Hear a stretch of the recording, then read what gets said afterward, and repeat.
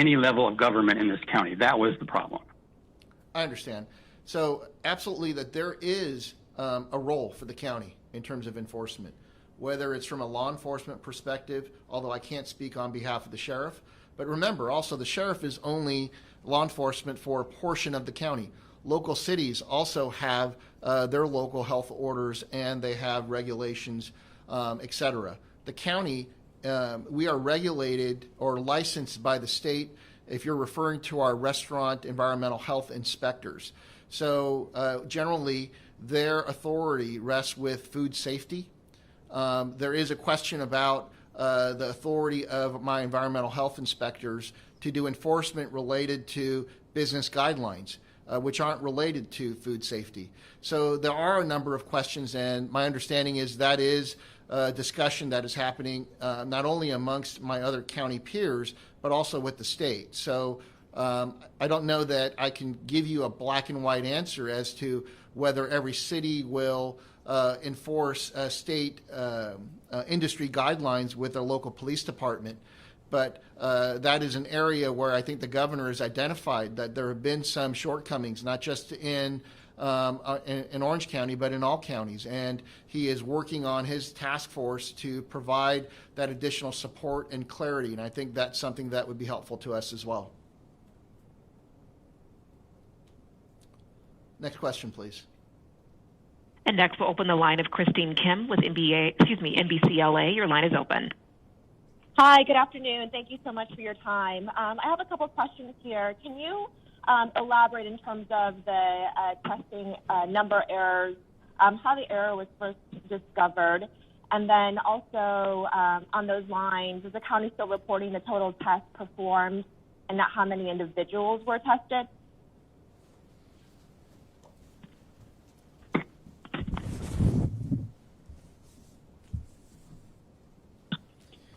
Hi, thank you for your question. So let me repeat about the serology test. As I said earlier, the state reporting system added serology into the system, and on May, let me look at that, on May 20, April 28, and we found out that the state, because we download the results from the state system called CountReady, so we found out on June 3rd. Immediately, we separate out the serology and did not include it in our accumulative moving forward.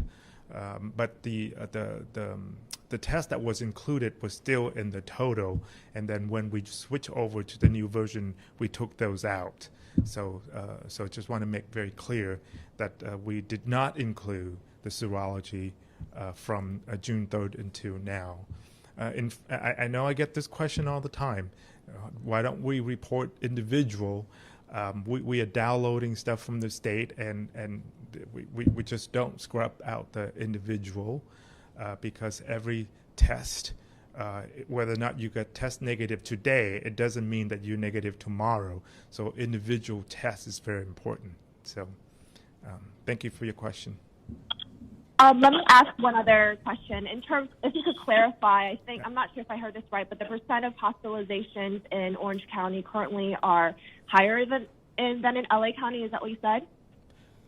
That was the information that we gave you.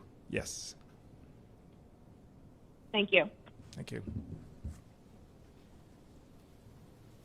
And next, we'll go to the line of Hannah Fry with Los Angeles Times. Your line is open. Hi, good afternoon. Thank you for the opportunity to ask a question. Given that county leadership was made aware of the issue with serology tests being included on June 3rd, can someone explain why it took several weeks for the county to correct that information on the website? Thank you for that question. In all honesty, I think that was June 3rd, and we were getting ready to release our website within less than a week at that time. And then we got caught up with the reopenings of different sectors, and then there's glitches with the new system, and so it wasn't ready until June 26 when we move it out. But you're right. I mean, we stop adding the serology to it, but we didn't pull out from the total of accumulation into June 26. But I can assure you that in terms of the positivity rate, it was always downloaded from the state, and we did not self-calculate it, so the number would be still the same. It would not have affected the decision making that we would have made. Thank you. I'll just stay here. Next question, please. And ladies and gentlemen, as a reminder, if you'd like to ask a question and you have not already queued up, please press 1 then 0. Next, we'll go to the line of Spencer Costovio with the Voice of OC. Your line is open. Hi, thanks for taking our question. This one kind of relates to the state task force that Newsom is coming down. I was wondering if, the HCA staff, the county staff has had a chance to meet with some of the numerous regulatory agencies coming in. So you can have ABC, the Alcoholic Control, OSHA, it's coming in, the Department of Consumer Affairs, the Department of Business Oversight, to help with what Frank was talking about earlier, where a business may not fall under like a food licensing or something from HCA, but on the other hand, one of these agencies can handle that. So I was wondering if, any county officials have met with these, strike teams is what the governor is calling them, and how enforcement would be rolled out from there. Right. So thank you for that question, Spencer. I not officially met any one of those folks from the strike team, and I'm looking at my boss. I don't believe any of our officials have met with the strike team member yet. So we'll let you know if we have a conversation with them. Thanks, Spencer. And one more question, please, operator.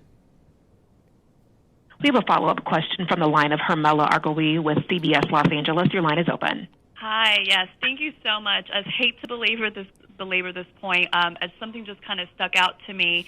Dr. Chow, as you said, that health leaders became aware of the 30,000 June 3rd. I understand that. I know it was corrected on the 26th. Supervisor Steele, you said you didn't know about the serology test error until it became public in the media today, and that just sort of stuck out to me as a little bit.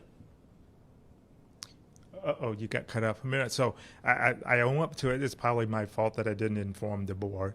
So because it was not calculated into our number, I didn't think that it would be that significant. But I learned, right? So I see. But what about when that number got corrected on June 26th? At that point, were officials made aware, or did they notice that the number dropped as opposed to rose, the number of tests? That you have to ask. Frank.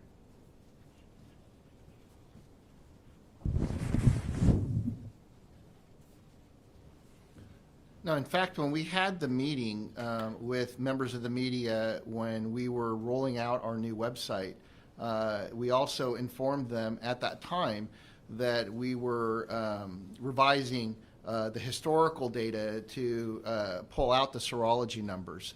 So that was discussed at that time, and then we had other discussions with other members of the media even prior to that as well. So for us, when we became aware, we did start having those conversations so that people were aware that we intended to correct it with the new website update. Was that June 26th or before? Oh, it was before June 26th. Okay, so did the Board of Supervisors know by that point? I'm not aware that I had an individual discussions with them, so that communication did not occur from my office, and obviously that's a mistake that I've made because I was aware of it. I should have informed the board. Okay, thank you so much for your time. Okay. If there's no other questions, I want to thank everyone for their time. Thank you, and we'll see you next week.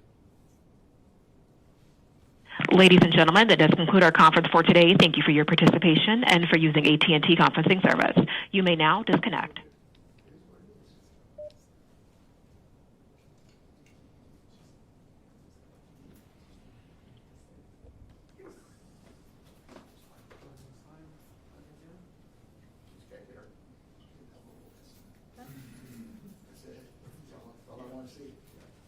Thank you,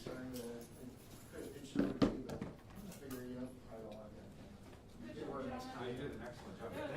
Yeah.